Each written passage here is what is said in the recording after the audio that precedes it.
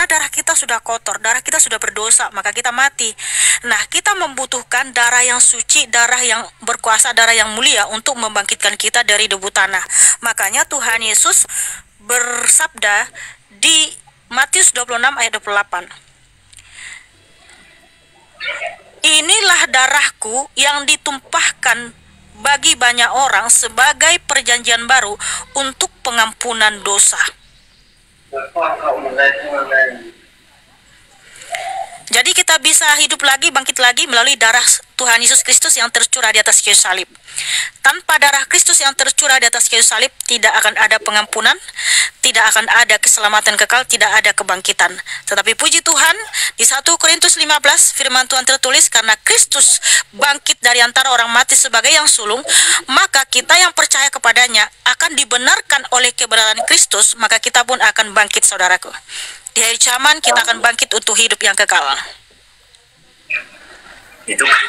Itu kekalnya kekal kayak gimana gitu aja. Jadi gini, sesuai dengan firman Tuhan di Yohanes 5 ayat 28 sampai 29, apabila Tuhan Yesus nanti datang di hari zaman, semua orang di dalam kuburan akan mendengarkan suaranya dan bangkit. Nah, manusia-manusia, saya mute dulu ya sambil dengarkan ya. Manusia-manusia yang semasa hidupnya dia percaya kepada Tuhan Yesus, dia taat dan setia kepada Tuhan Yesus, dibangkitkan untuk hidup yang kekal, bercahaya seperti bintang-bintang di langit, yang tertulis di Daniel 12 ayat 1 sampai 2. Teman-teman bisa cek ya apakah saya bohong atau enggak ya. Saya selalu sebutkan dalil. Daniel 12 ayat 1 sampai 2, di situ firman Tuhan, orang-orang yang melakukan kebenaran, dia akan bangkit bercahaya seperti bintang-bintang di langit. Jadi kita akan dimasukkan ke langit baru, bumi yang baru, yaitu Yerusalem baru. Karena bumi ini nanti akan lenyap. Wahyu 20 ayat 11, bumi ini akan lenyap dan Tuhan Yesus akan mengumpulkan semua umat manusia di hadapannya. Dia akan menghakimi semua umat manusia, tetapi yang namanya tertulis di dalam kitab kehidupan tidak akan dihukum. Namun siapa yang namanya yang tidak ada dalam kitab kehidupan akan dicampakkan ke dalam lautan api, yaitu neraka. Disitulah mereka selama-lamanya, itulah kematian yang kedua. Nah, untuk itulah Tuhan Yesus memerintahkan anak-anaknya untuk memberitakan Injil. Sebab kesudahan dari segala sesuatu ini apabila Injil telah diberitakan di mana-mana. Sesuai dengan firman Tuhan di Matius 24 ya. Matius 24. Sebentar ya, karena kita harus pakai dalil, saudaraku. Karena kalau nggak pakai dalil nanti asumsi. Matius 24 ayat 14. Bentar dulu, sedikit lagi. Dan Injil kerajaan ini akan diberitakan di seluruh dunia menjadi kesaksian bagi semua bangsa. Sesudah itu barulah tiba kesudahannya. Karena apa? Di 2 Petrus 3 ayat 9, Tuhan Yesus tidak menghendaki satu orang pun binasa, melainkan supaya semua orang bertobat dan datang kepadanya. Karena apa? Keselamatan hanya ada di dalam Tuhan Yesus. Kisah para Rasul 4:12. Untuk itulah kita harus datang kepada Tuhan Yesus supaya kita ada dalam kitab kehidupan. Nama kita ada dalam kitab kehidupan, kita nggak akan turut dihukum, dicampakkan ke dalam neraka.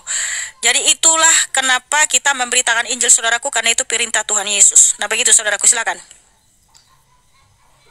Ya, mohon maaf nih sebelumnya ya. Tapi di sini di dalam surah Maryam gitu kan, ya itu berbunyi seperti ini. Saya bacakan ya sama artinya juga. Bismillahirrahmanirrahim. Qala inni abdullah ataniyal kitab wa ja'alani nabiyya, gitu kan. Terus yang artinya itu, Isa berkata, aku sesungguhnya hambanya Allah. Dia memberikan aku kitab Injil dan dia menjadikan aku seorang nabi. Jadi yang enggak aku habis pikir itu, kenapa kalau betul Yesus itu juru selamat gitu kan, itu kenapa dulu dia tidak bisa menyelamatkan dirinya ketika disalib gitu? Itu yang saya herankan itu kayak gimana gitu ceritanya itu.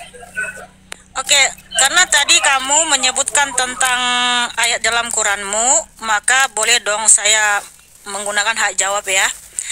Nah, Nabi Isa itu bukan Tuhan Yesus.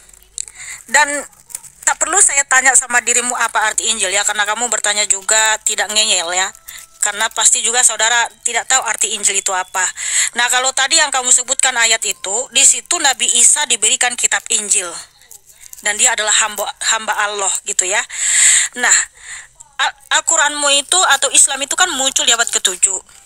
Lalu Alkitab, yaitu Perjanjian Baru, sudah ada di abad pertama, di mana Injil itu adalah Tuhan Yesus Kristus itu sendiri. Dan Tuhan Yesus tidak pernah menerima kitab Injil. Makanya disinilah perbedaan Tuhan Yesus dengan Nabi Isa. Nabi Isa itu menerima kitab Injil. Dan saudara ketika ditanya arti Injil nggak tahu. Tetapi Alkitab menjelaskan apa itu Injil.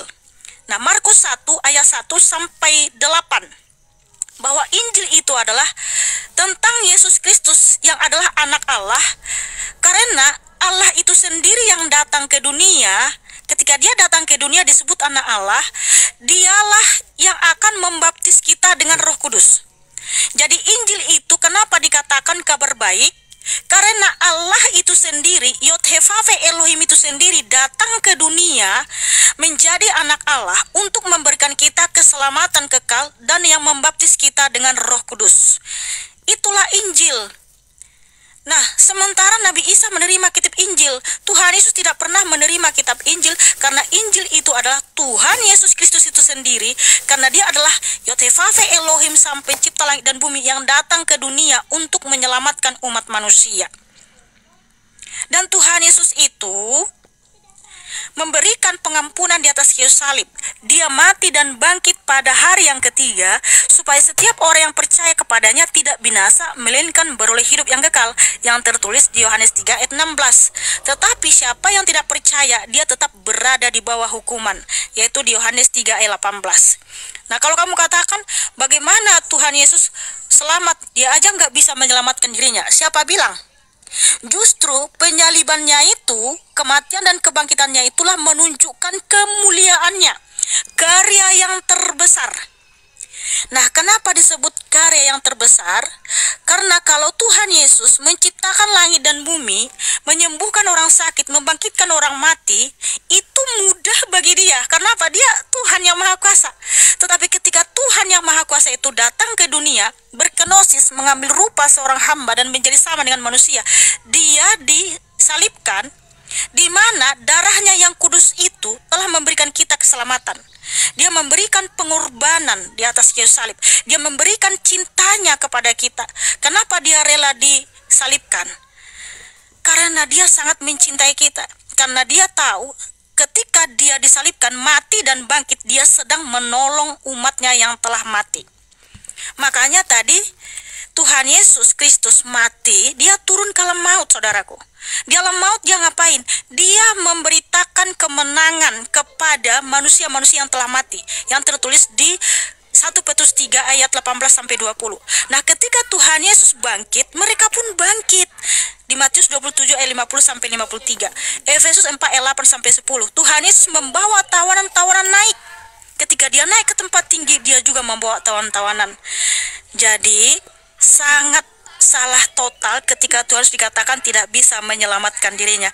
Justru kematian dan kebangkitannya itulah mengapa ia disebut sang juru selamat dunia. Karena dia telah mematahkan kutuk kematian. Yang dulunya manusia semua mati kembali menjadi debu tanah. Tetapi ada satu yang tidak berdosa, yang suci, mulia, agung.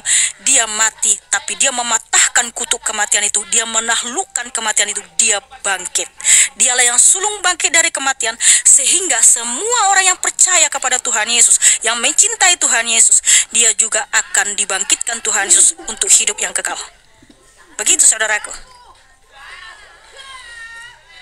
Ya, silakan, ada lagi atau sudah, saudara?